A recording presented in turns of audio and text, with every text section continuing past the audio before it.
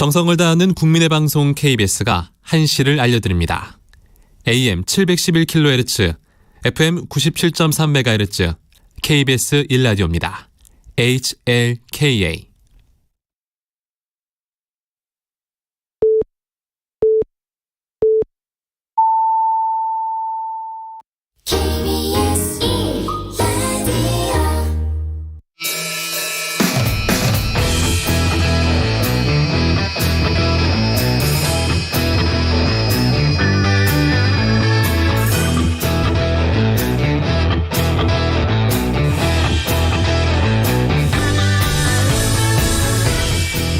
정관용의 시사본부 2부 시작합니다. 매주 토요일 2부는 주요 정치 이슈들 거두절미하고 알맹이부터 끝까지 토론해보는 끝장토론 각설하고로 꾸며드리고 있죠. 자, 각설하고 출발하겠습니다.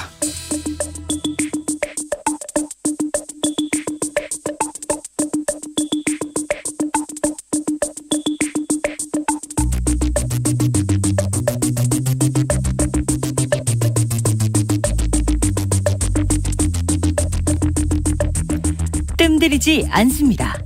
알맹이부터 찌릅니다. 고수들의 진검승부, 끝장토론 각설하고. 끝장토론 각설하고 오늘은 국민의힘, 민주당 양쪽 모두 새로운 분들로 특별히 좀 모셨습니다. 국민의힘에서는 전 비대위원 지내신 바 있고 지금은 도봉갑 당협위원장 맡고 계십니다. 김재섭 위원장, 어서 오십시오. 네, 안녕하세요. 도봉구에서 온 김재섭입니다. 네, 민주당에서는 상근 부대변인이시죠. 서용주 대변인, 어서 오십시오. 네, 안녕하세요. 서용주입니다. 두 분도 인사 좀 하시고. 안녕하십니까. 네, 안녕하십니까. 잘 아시죠? 미리 인사했습니다. 예.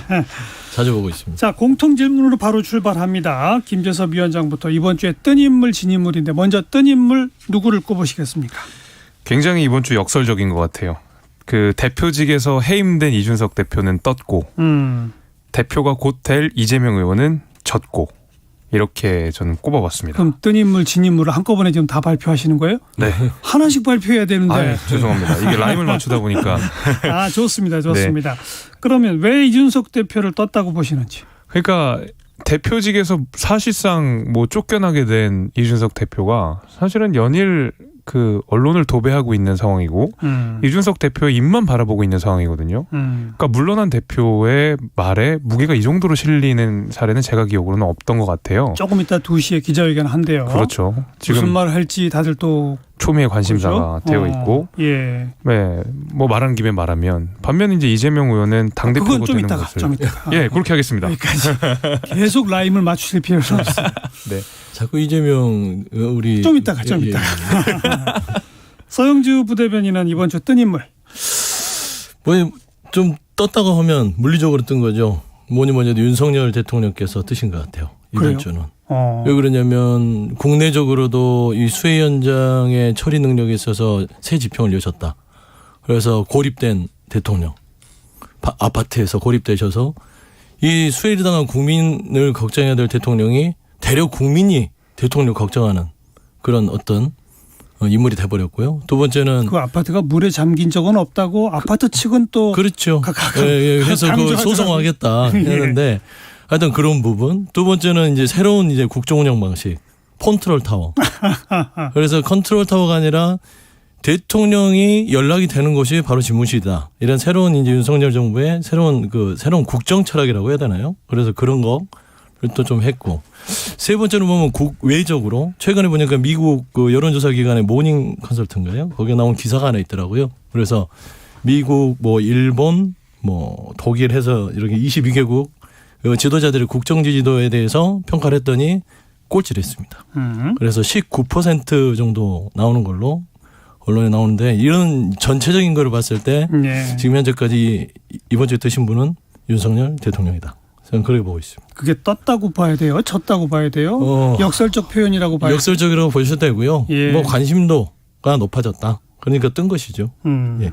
그럼 뭐 이왕 컨트롤 타워 언급하신 김에 재난 대응에 대한 야당의 비판에 대해서 한 말씀 하시겠어요? 그러니까 그 중에서는 저는 굉장히 따갑게 받아들이는 부분이 있습니다. 그 특히 이번 수해라고 하는 것이 이제 전에 없었던 뭐 역대급 수해이기도 했고 예. 그런 면에 있어서 훨씬 더 우리 지도자 입장에서는 안정적인 모습들을 보여주실 필요가 있었다고 생각이 되는데 그 노란색 민방위 옷이 사실은 상징하는 것들이 있잖아요. 그러니까 아무리 윤석열 대통령께서 대통령실에서 똑같은 재난 대응을 하셨다 하더라도 그 대통령실에서 민방위복을 입고 있는 그 모습 자체에서 느껴지는 안정감이라는 것이 있을 텐데 아무래도 내용면에 있어서는 대통령과 대통령실에서 굉장히 꼼꼼하게 챙겼다 하더라도 그 보여지는 형식면에 있어서는 예. 다소 부족함이 있었다는 것을 인정해야 될 것 같습니다. 예. 자, 그다음 금주의 진인물 아까 이재명 의원을 꼽았는데 지금 전당대회 당권 주자로 사전 지역별 득표율이 아주 대단히 높게 나오잖아요. 그렇죠. 왜 졌다고 하시는지. 그러니까 결국 그 정치인이라고 하는 사람들은 언론에 얼만큼 장식을 할 수 있느냐, 그의 말이 얼만큼 국민들께 다가가느냐 이 문제인데 이재명 의원은 사실 지금 제1야당의 대표가 될 뿐이시고 뭐 아주 유력한 상황에서 이제 코앞에 대표가 남아 있는 상황에서 이분의 목소리가 전혀 들리지 않는다라는 것이 뭐 전혀는 아니겠지만 잘 들리지 않는다라고 하는 것이 아마 이재명 의원이 진 이유를 제가 뭐 말씀드릴 수 있을 것 같고 무엇보다도 제가 재미있는 것은 이재명 의원은 제1야당 그것도 압도적인 다수를 차지하고 있는 제1야당의 대표가 될 뿐인데 왜 예. 윤석열 대통령에 대한 비판을 전혀 하지 않는지. 이재명 의원이 윤 대통령 비판을 안 하나요? 잘 안 하죠. 목소리가 지금 왜냐하면 그 민주당의 전당대회는 야당이기 때문에 예. 강한 야당 내지는 윤석열 정부에 대한 비판, 여당에 대한 날선 비판들이 있어야 되는데 실제로 강훈식 후보 정도를 제외하면 어떤 대여 투쟁에 대한 의지 같은 것들이 이번 전당대회에서 보이지 않아요. 굉장히 이상하고 이례적인 일이거든요. 그러다 보니까 아마 제 생각에는 목소리도 실리지 않고 오히려 민주당 내에서 이재명 의원을 공격하는 목소리가 더 커지는 굉장히 재밌는 현상들이 일어나고 있어서 저는 좀 이례적으로 이재명 의원이 이번 주에 좀 진 사람이 아닌가 이렇게 생각이 서영주 듭니다. 부대변인 받아보시죠. 뭐 언론 노출도에 비해서 판단하신다면 맞는 얘기죠. 뭐 이재명 의원이 좀 근데 반사익적으로 보면은 국민의힘이나 지금 윤석열 정부가 워낙 뭐 안 좋은 이슈로 예. 온통 언론에 도배되기 때문에 뉴스가 거기 많으니까. 그렇죠. 그러다 보니까 이제 상대적으로 안 나오는 건데 그 대여 투쟁 메시지에 대해서도 뭐 그런 일견 내부에서 그런 말은 맞습니다. 그게 좀 부족하다. 왜 내부적으로만 서로 총질하고 있냐. 그건 아닌 것 같으니까 좀 대여 메시지 좀 내라 하는데 제가 봐서는 아직은 뭐 시기상조인 것 같아요. 예. 당 지도부가 되고 나서 충분히 할 수 있는 부분이고 당내 경선이고 하기 때문에 지금 현재 저는 봐서는 지금 현재 우상호 비대위나 박홍구 원내대표 지도부 내에서 현재 정부에 대해서 합리적이고 국민들의 언어 수준에 맞는 거기서 잘 해주고 있으니까. 네, 해주고 있으니까 굳이 거기에서까지 할 필요는 없다라고 알겠습니다. 보시면 될 것 같아요. 자, 그러면 서영주 부대변인은 금주의 진인물 누굴 꼽으시겠습니까? 저는 김순호 경찰국장이죠. 예, 지금 예. 최근에 행정안전부 이상민 장관이 그러니까 좀 지금 현재 이제 위법적인 소지라고 이제 저희 당에서는 주장을 하죠. 모법에 근거 없이 경찰국을 설치했다고 해서 일단은 시행령으로 경찰국이 설치됐는데 이분이 보면은 이제 그 녹화 사업이라고 당시 이제 공안 전국 때 이제 시위하던 운동권 애들을 이제 군대 보내놓고 그 군대에 있던 친구들을 활용해서 프락치로 그러니까 보통 밀정이라고 하는데 밀정까지는 그렇고요. 프락치로 활용했던 부분들 그래서 그런 것들이 김순호 국장이 되고 나서 본인은 부인하고 있지만 하나둘씩 사실들이 드러나고 있거든요.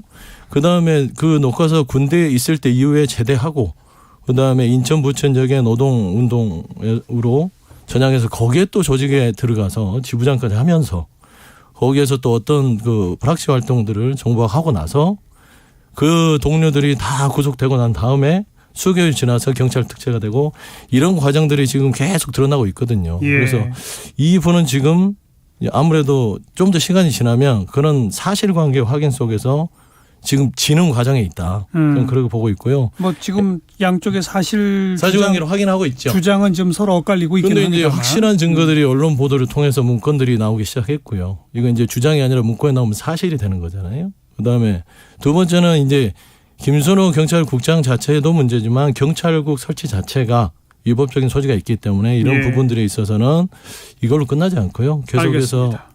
이 경찰국장도 지고 경찰국도 지는 그런 좀 사태가 되지 않을까 보고 김 위원장 있습니다. 언급하시겠어요? 경찰국이 위법하진 않고요. 그러니까 경찰국은 단순히 그냥 내각에 한 국을 설치하는 문제가 아니라 그 우리 정치에서 가장 첨예한 문제로 지금 다 귀결이 돼 있는 상황 속에서 훨씬 더 신중한 인사를 했으면 더 어땠을까라는 아쉬움은 있습니다. 그 부분은 인정을 할 것 같고, 근데 경찰국이 위법한 것은 아니죠. 그러니까 그건 따져봐야 돼요. 그리고 그러니까, 특히 이제 경찰국장이 특히 이제 경찰대와의 어떤 경찰대 전면 쇄신 내지는 경찰대 개혁 이 문제랑 연결되다 보니까 확실히 우리 쪽에서는 완벽하게 방어할 수 있는 시스템을 만들어 놓고 방어할 수 있는 인사를 통해서 확실하게 밀어붙였어야 되는데 그런 동료가 약간 떨어진 것 같아요. 저는 모르겠어요. 경찰국 문제에 대해서 여기서 이제 논박을 하면 길어지니까. 길어지죠. 네, 길어지니까 앞으로 일단 그건 국회에서 또 국회에서 논의를 할 거예요. 그래서 예. 분명한 건 모법을 넘어서는 시행령으로 설치된 게 경찰국이라는 말씀을 드리고요. 그 김순호 경찰국장에 대해서도 그러지만 저는 이거를 김순호 국장을 보면서 윤석열 정부에서 하는 인사들이 꼭 하나 둘씩 약점이 있는 사람들을 갖다 쓰는 것 같아요. 우연히 일치겠지만 뭐 공직기강 비서관, 총무비서관 등등등등 보면은 국무위원들도 그러고 그래서 그런 부분에 있어서는 좀 우려가 크다라는 말씀드립니다. 자, 금주에 이제 뜬 인물, 진 인물까지 공통 질문 소화해봤고 이제 국민의힘 지금 비상대책위원회의 전환 이야기를 좀 해볼 텐데요. 먼저 주호영 비대위원장 목소리 잠깐 들어보고 이야기 나누죠. 존경하는 국민 여러분, 사랑하는 국민의힘 당원 동지 여러분, 나라와 당의 위기를 극복하는데 저희 노력이 조금이라도 도움이 된다면 기꺼이 헌신하겠다는 각오로 비대위원장을 맡게 되었습니다. 우리 비대위의 첫째 임무는 당의 갈등과 분열을 조속히 수습하여 하나 되는 당을 만드는 것입니다. 우리는 조속히 하나된 단합된 모습을 국민들에게 보여드립시다. 다음은 당의 혁신과 변화입니다. 우리 당에 비민주적이고 비합리적이고 불공정한 요소가 있다면 과감히 제거하여 민주적이고 합리적이고 공정한 국민의 힘으로 거듭나야 합니다.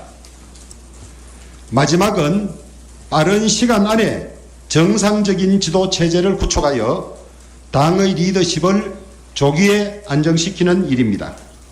네, 조속히 단합된 모습을 보여주자, 조기에 안정시키자 이런 얘기들을 쭉 했는데 우리 김재섭 위원장이 그 김종인 비대위 때 비대위원 하셨죠? 네, 그렇습니다. 그게 언제부터 언제까지였죠? 2020년 6월 1일부터 2021년 6월 16일까지 했습니다. 네. 그리고 또 1년 남짓 만에 이제 또 비대위네요. 그렇죠. 예. 뭐 그 전에 또 생각해 보면 김병준 비대위도 꽤 오래 했었던 것 같고. 그랬는데 김종인 비대위원회가 훨씬 길었죠. 길었나요? 1년이 넘었으니까. 아무튼 이 2000년대 이후로는 비상이 아닌 때가 별로 없네요, 이 당에. 심지어 지금은 3당이 다 비상 상황이기 때문에. 하긴 그러네요. 뭔가 뭐 위기의식이 느껴지긴 합니다만은. 그러니까 우리 주호영 위원장께서 계속 뭐 조속히 조기에 이런 말씀을 하시는 거는 지금 비상 상황이라는 것을 길게 끌고 갈 필요는 없는 것이고 하루라도 빨리 그 당을 수습하고 당의 지도 체제를 안정시키는 필요성이 있는 것이 바로 이제 비상 상황이기 때문에 이런 표현들을 많이 쓰셨다라고 생각이 됩니다. 예. 근데 비대위가 제대로 발족은 하는 거예요. 지금 비대위원 맡아달라고 그러면 다들 안 한다고 하더라고 그러고 또 가처분 신청은 어떻게 될까요? 그건 어떻게 생각하세요? 일단 주호영 위원장은 오보라고 이야기를 했으니까 뭐 나름의 인선안들은 뭐 구성을 해놓으신 게 있겠습니다만은 실제로 그냥 제가 느끼기에는 비대위원들을 구성하기가 쉽지는 않겠다는 생각이 좀 들어요. 왜냐하면 이번 비대위의 성격을 주호영 위원장께서 그 관리형 혁신 비대위였나 혁신형 관리 비대위였나 아무튼 그렇습니다. 그 두 단어가 같이 있죠. 예, 같이 있는데 어쨌든 주호영 위원장의 말에는 혁신의 방점이 찍혀 있는 것 같아요. 혁신을 꼭 해야겠다라는 것인데 그렇다면 혁신형 비대위로서 우리 비대위를 정의한다고 했을 때 그럼 혁신의 대상은 무엇이냐라고 했을 때 제 생각에는 당내에서 뚜렷하게 대답할 수 있는 사람이 없을 거라고 생각합니다. 그러면 지금 여당 상황에서 무엇을 혁신해야 되느냐? 저는 이제 그런 의문이 남다 보니까 이 비대위의 성격을 규정하기 어려운 상황 속에서 비대위원회로 내가 선뜻 들어가기가 쉽지가 않는 것이죠. 모든 정치인들은 그 조직이나 그 기관에 참여했을 때 얻어지는 정치적 이익 내지는 정책 결과들을 고민할 텐데 혁신의 대상조차 뚜렷하지 않은 상황 속에서 내가 이 비대위에 들어가야 될 유인이 무엇이냐라고 해봤을 때 선뜻 뭐 저하게 될 가능성이 높다고 생각이 됩니다. 무슨 일을 해야 할지 잘 모르겠다. 그렇죠. 그거네요. 네.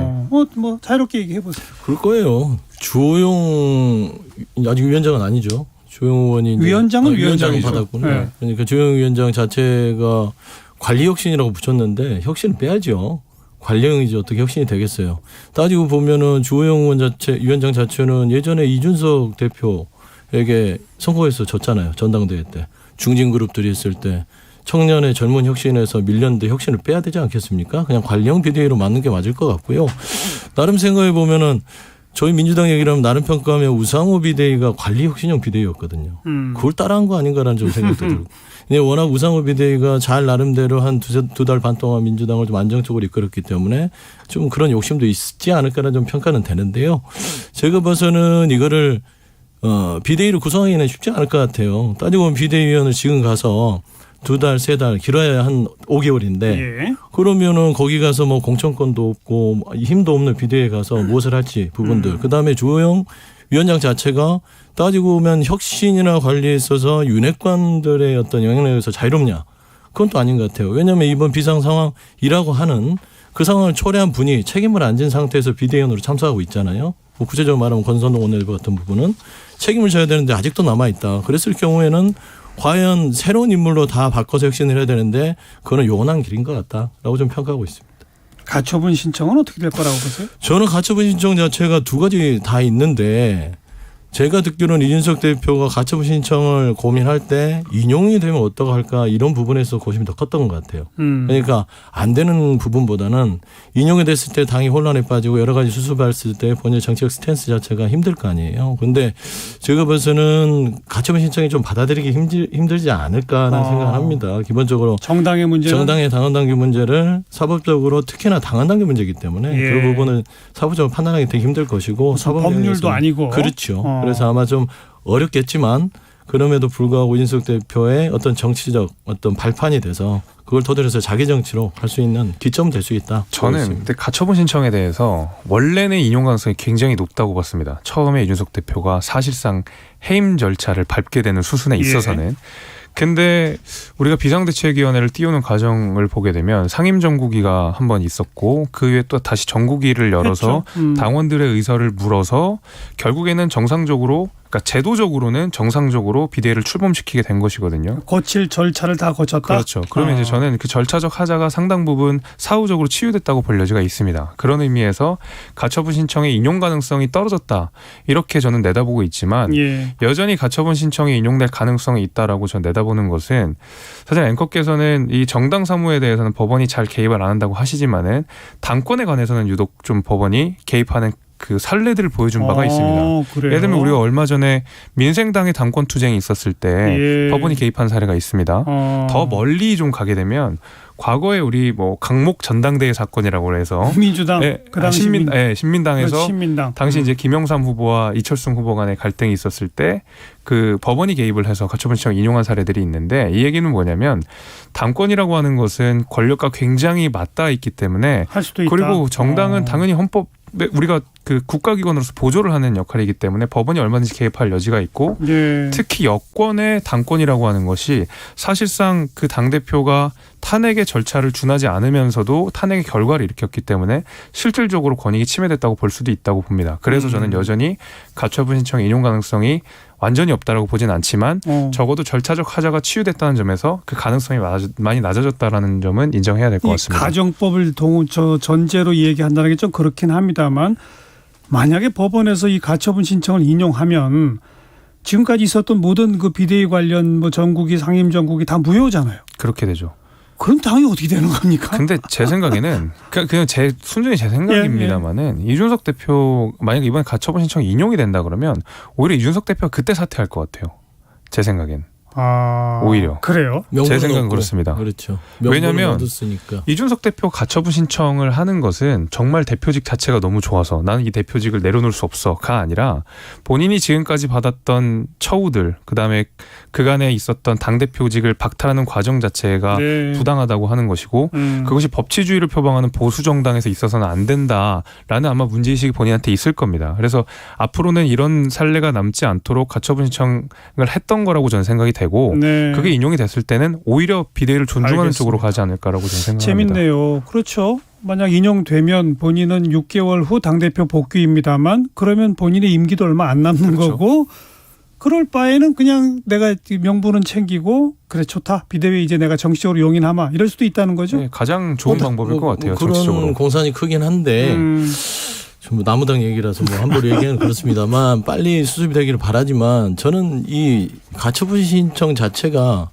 좀 이번 거는 좀 다른 것 같아요. 다른 선례들하고는요. 왜냐면은 정국위가 이제 준비돼 있고 그런 절차들을 거쳐서 당 내에서 나름대로 수습을 한 거잖아요. 의총까지 하고. 예. 그랬을 때 그 절차적 정당성에 미비가 있더라도 가처분 신청을 받아들이기는 좀 쉽지 어려울 것이다. 않다 좀 보고 있습니다. 오늘 기자회견에서는 어떤 얘기들이 나올까요? 이준석 대표 어떤 스탠스를 취할 거라고 보십니까? 제가 늘 얘기하지만 이준석 대표는 참지 않는 스타일이죠. 그런데 솔직히 말씀드리면 이준석 대표를 건든 건 이 당내에서 이준석 대표를 당원권 정지하고 밖에서 대외에서 준비하는 이준석 대표 대단히 좀 나름대로 톤 다운을 했었어요.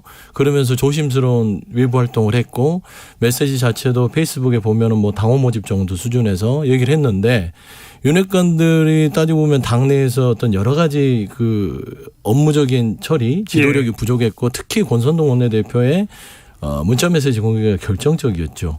그러면서 이준석 대표가 여러 가지 좀 부딪힘이 있었던 것 같아요. 끌어들인 거죠. 아, 내가 없으니까 당이 혼란스럽네 하면서 이준석 대표를 촉발시킨 부분이 있기 때문에 저는 이준석 대표는 향후에 뭐 밖에서 대외 투쟁 부분들을 더 강화시킬 공산이 더 크다. 예, 그런 생각을 좀 하고 있습니다. 이준석 대표는 박근혜 비대위 때 청년 비대위원으로 합류했고 우리 김재섭 위원장은 김종인 비대위에 청년 비대위원으로 합류하셨던 분 아닙니까? 네, 맞습니다.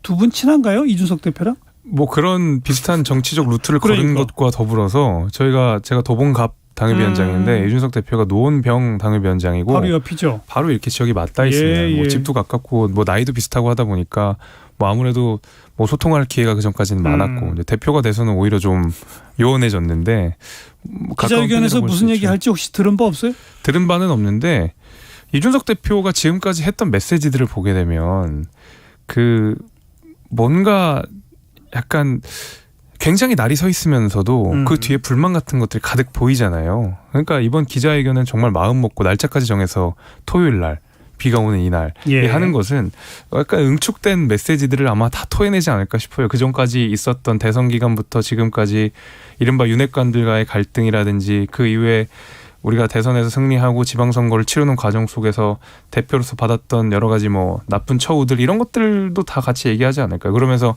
당이 좀 바로 잡아가는 방향을 좀 본인이 그래도 좀 내던지지 않을까라는 게 그냥 막연한 생각입니다. 저는 아까 이제 말을 좀 아꼈는데 윤핵관들에 대한 아주 큰 직격을 할 것 같아요. 강도 높은 비판. 그렇죠. 당이 이렇게 무너지는 게 니들 책임이다. 정신 차려라. 라는 부분들. 그다음에 국정 부분에 대해서는 얘기를 할까 말까 저도 생각이 있지만 전체적으로 조금 뭐 좀 큰 메시지, 충격적인 메시지, 좀 무게감 있는 메시지를 던질 공산이 크다. 그냥 여기서 가볍게 어떤 본인의 어떤 뭐 소회 정도 밝히는 건 아니고요. 아니다. 예, 정치적 메시지로서 뭔가 본인의 신호점을 보내는 기자회견이 될 것이다. 좀 보고 있습니다. 본인이 징계받고 뭐 직무대행 체제로 가고 하는 상황까지는 윤핵관에 대한 비판은 명시적이었으나 윤석열 대통령을 직접 비판하는 발언은 안 했었거든요. 그런데 그렇죠. 비대위로 넘어가는 이 상황에서는 대통령에 대한 명시적 비판을 이준석 대표가 했었단 말이에요. 그렇죠.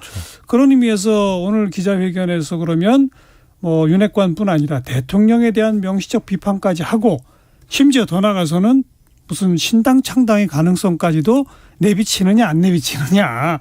일부 또 발빠른 여론조사 기관들은 뭐 이준석 유승민 이런 분들이 신당을 만들면 지지하시겠습니까? 뭐 이런 질문을 한 모양이에요. 그랬더니 일반 국민에서 그 신당을 지지하겠다가 국민의힘 지지하겠다보다 훨씬 높게 나왔어요. 물론 국민의힘 지지층에서는 안 그렇습니다만은 뭐 이런 여론조사까지 있는 걸로 봐서 혹시 그런 대통령에 대한 직공격, 뭐 신당 창당 가능성, 뭐 신보수 기치 이런 것까지 갈까요? 첫 번째로는 대통령에 대한 비판은 할 수도 있다고 생각합니다. 왜냐하면은 그 이른바 문자 파동 이후에 말씀 주신 대로 대통령실과 대통령에 대한 비판들을 실제적으로 했거든요. 해왔죠. 그러면 이번 기자회견에서 그런 이야기들을 안 할 수가 없고 둘 간에 그 모종의 신뢰관계가 있었던 것은 분명한 것 같은데 어떤 기점으로 그 둘의 신뢰관계가 깨졌고 그 깨진 이후에 문자 파동이 되면서 그것이 국민들께서도 알게 된 거 아니겠습니까? 저는 여기서 이준석 대표가 아마 그런 의미에서 대통령실과 대통령에 대한 비판도 할 수 있다라고 보지만 그 신뢰관계가 대통령하고 있었었나요? 별로 지금까지 보면 없었던 것 같아요. 저는 있었다고 봐요. 왜냐하면 이제 이준석 대표가 과거의 윤핵관들을 비판하는 포인트 중에 하나가 당신들이 오히려 대통령의 심중을 못 읽고 있는 것이다라는 비판을 했었어요. 그리고 그 무렵에 대통령께서 직접 하셨던 이야기, 그러니까 대통령실에 나왔던 얘기들이 그 대통령께서 이준석 대표에 대해서 나쁜 얘기를 하지 않았다는 보도도 그 당시 비슷하게 같이 나왔습니다. 이게 갈등이 있기 이전이었거든요. 그러니까 둘 간의 모종의 신뢰관계는 확실히 있었던 것 같은데 어떤 기화로 그것은 깨진 것 같고요. 예. 근데 반면에 신당 창당은 저는 택도 없는 소리라고 생각합니다. 왜냐하면 이준석 대표가 정말 신당 창당을 하고 싶었으면 애초에 당원 가입 독려를 할 필요도 없는 것이죠. 이준석 대표는 징계받은 이후에 지금까지 거의 뭐 일주일에 한 번 정도 내지는 2번 정도를 계속 당원 가입을 독려를 했는데 그 당원 가입은 당연히 국민의힘의 당원 가입을 독려하는 거였거든요. 그리고 본인이 신당 창당을 하면서 찬바람을 정말 많이 맞아본 사람 아니겠습니까? 바른정당, 바른미래당. 예. 그래서 저는 오히려 국민의힘에서 대표가 됐던 이준석 대표는 국민의힘에서 노선투쟁 내지는 세대교체를 하려고 할 것이지 절대로 신당 창당은 안 나갈 거라고 생각합니다. 서영주 부대표님. 저는 이거 대통령에 대해서 직격을 하지는 않겠죠. 하지만 결국 윤핵관이라는 게 중심이 윤심이잖아요. 윤심으로 모인 세력들인데 만에 하나 말씀하신 대로 대통령과 이준석 대표가 어떤 신뢰관계가 있다면 아마 윤석열 대통령에 대해서 이준석 대표는 벌거벗은 임금님이라고 생각할 거예요. 그러니까 주변에 있는 참모들이 잘못된 걸 가지고 와서 예. 모양도 없는 옷을 가지고 와서 이거 안 보입니까? 하면서 이렇게 말하자면 정책적 판단이 흐린다라고 판단해서 윤핵관을 세게 비판할 거고 당연히 신당 창당 얘기는 안 하겠죠. 신당 창당은 원래 말하고 하는 게 아니라 물 밑에서 한 다음에 물을 입고 나서 하기 때문에 당연히 안 하는 것이지만 따지고 보면은 이준석 대표도 그러고 지금 미국에 있는지 들어오셨죠. 안철수 의원 들어오셨는데 지금 조용히 하시잖아요. 따지고 보면은 그냥 이 난리통에 본인이 당권에 도전하겠다고 하는 분께서도 조용히 하기 때문에 저는 이준석 대표는 국민의힘을 아낀다고 봐요. 그러니까 국민의힘을 떠날 생각은 없고 국민의힘을 자체적으로 다시 와서 알겠습니다. 외부 투쟁을 통해서 국민의힘을 다시 장악하려는 어떤 힘을 기를 생각으로 메시지를 하고 또 시작할 알겠습니다. 것이다. 예, 그래 보고 있습니다. 2시 기자회견 이야기 한번 주목해 보도록 하고 또 가처분 신청에 대한 법원 판단도 주목해 보도록 하고요. 얘기 나온 김에 대통령 이제 취임 100일이 다음 주 수요일이고 기자회견 한다 그러고 그 전후에서 뭐 대통령실 개편 얘기는 거의 기정사실인 것처럼 나오는데 당내에 뭐 떠도는 얘기 없어요? 뭐 그런 건 아니고 김은혜 그 전 의원이 그 홍보 라인으로 들어간다는 언론 보도는 나온 것 같고요. 예.